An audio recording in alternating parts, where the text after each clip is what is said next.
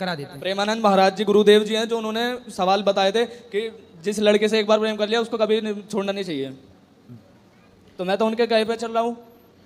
तो जब प्रेम किया था तब महाराज जी से पूछ के गए थे कि महाराज जी हम कर लें प्रेम? तब महाराज जी से पूछा था महाराज जी हम इनसे कर लें? नहीं जी। नहीं, जब कर लिया अब तो फिर उसके माँ बाप, आप बताइए उस लड़की पे आपका अधिकार ज्यादा है कि उसके माँ बाप का अधिकार ज्यादा है? माँ बाप का अधिकार जाता है, मैं तो उसको कुछ कहता ही नहीं। मैं तो कहता हूँ कि अपने घर वालों से बात करो, लेकिन घर वाले उसके बार बार इस तरीके की बातें बोलते हैं। यदि घर वाले तैयार हो जाएं, सब राजी मर्जी है तो कर लेने में कोई बुराई नहीं है। राजी है उनकी, लेकिन बस वे समाज का डर ले रहे हैं कि इस जातियों के समाज पर का। आपको ये समझना चाहिए कि सब राजी मर्जी है तो कोई दिक्कत नहीं, पर लड़की के माता पिता राजी मर्जी नहीं है तो फिर नहीं करना चाहिए, क्योंकि लड़की पर या लड़के पर, आप पर आपसे ज्यादा और किसी लड़की से ज्यादा आपके माता पिता का अधिकार है।